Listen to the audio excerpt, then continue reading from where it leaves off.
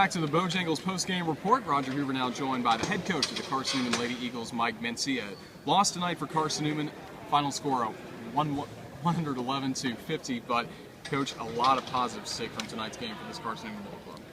Yeah, you know, we just told the kids in the locker room that there's a lot of positives we can take out of this basketball game, but you know, there's also a lot of negatives that we can take out of it. And a couple of things that really stood out to us was the 32 turnovers we had, and a lot of them were senseless turnovers that, you know, we don't turn it over. Maybe we get a few more shots at the basket, obviously.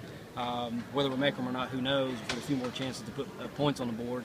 And then our defensive transition at times was not very good. I mean, at times it was okay, but there in the second half, you know, we started following our shots in there or trying to guard the person that got the rebound or the turnover, whatever, and then it gets us out of position and they go down. Obviously, they're very long, they're fast, and they're athletic, and we didn't want to give them layups. You know, we wanted to force them to shoot it outside. I think they ended up shooting, you know, hitting 13 of 32 threes, but that was the game plan. You know, let's not let them get as many baskets inside. So they got a little bit more inside than I would have liked. Looked like North Carolina's plan early was to make sure that Tatum burst from McLaughlin didn't really have any opportunities to score the basketball. Tatum only had 5 points in this contest. What do you think of their plan of attack against those two players? Well, certainly in the first half, you know, they knew they wanted to take JJ out of it by denying her the ball, and they played pretty tight up there on them. But, you know, I thought we did a pretty good job out of our offense because the way we're playing now with our ball screens and the slips and back doors and all that stuff, I thought they did a pretty good job of moving the ball around for the most part and trying to get some open looks. But anytime you get a couple of threes to go down like we did, you know, driving it to the basket and getting fouled and shoot some free throws, you know, a little bit more things open up. But they certainly did. They knew Tatum and JJ were the ones we were trying to go to, and they certainly tried to take them out of their game. One of your newcomers, Taylor Peterson, earned a start in your first Carson-Newman game, and she really earned her start. And 8 points today, your leading scorer. Taylor, you know, she's been the one that has probably done more since we started playing pickup early in the year. I wasn't seeing a whole lot out of her when she was playing pickup, and then all of a sudden when official practice started, she's kind of like JJ.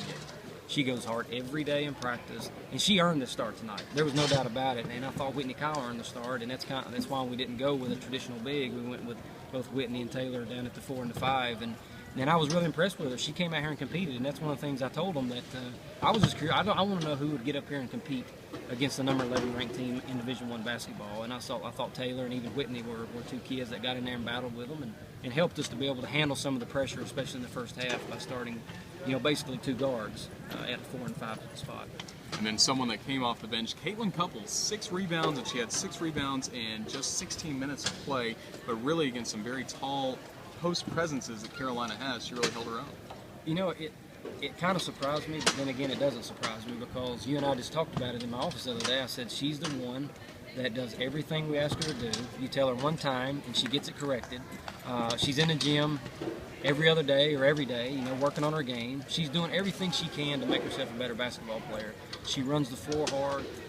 And I told her at halftime, I actually congratulated her. I said, you played a heck of a basketball game so far in the first half. And I said, I've never had a freshman post player that I can remember that performed and battled and competed like she did against, I mean, she's playing against a lot bigger kids than she is. She was in position to get rebounds, and when she got rebounds, she didn't let them take it from her. A couple of orders of business. Carson-Newman picked to finish 5th in the SAC. That poll is going to come out on Thursday. What was your reaction to seeing Carson-Newman picked 5th? I actually was surprised we were picked 5th, to be honest, because, you know, we only returned 27, 28 points a game, and I thought we had a pretty talented class coming in with the 7 that were coming in to play for us. But, you know, a lot of times the coaches, they don't know who those players are. They're going by, you know, who do we have returning, et cetera. But, you know, I think it says maybe a lot for, you know, maybe the players we have coming back. And of course, the ones that played a lot were JJ and Tatum. Of course, we have Shantae Lacey, Haley, et cetera. But, you know, that's fair. It's a fair assessment of where we are, and as always, I think that we can probably do better than that. And after the night's performance, if we correct some of our issues, you know, I think we can battle anybody in the SAC. I mean, it's going to be tough this year, obviously, as it always is. But the kids shared the basketball. You know, we didn't have one man trying to do everything, and I think that's probably a reason why we got 50 points. And I think it'll carry over into Division II play and certainly into the SAC. So Carson-Newman falls tonight 111-50, but a very quick turnaround. It really feels like a quick turnaround. Monday night, another talented team, the team picked to win the Southeastern Conference, Tennessee Lady Volunteers.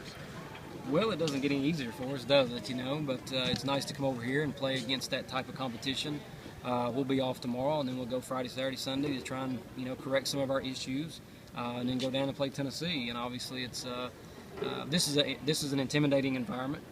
But Thompson Bowling is a whole different ball game for a lot of our kids. First, because it's Tennessee, it's in-state. Most of our players play from in-state. We have 10 or 11,000 people there, so we need to really clean some things up before we go down there. And Tennessee's, they got a fine basketball team too. So but we've done this for 8 or 9 years in a row now. So they need to get used to it, because we're going to continue to do this as long as I'm the head coach. As long as North Carolina and Tennessee will allow us to play them, we're going to keep doing it. Coach Mincey, congratulations on the effort tonight from your team. Thank you for joining us. Appreciate it. Thank you. That was Carson-Newman head coach Mike Mincey. And again, our final score, North Carolina 111-50 from Chapel Hill. For head coach of the Carson-Newman ladies.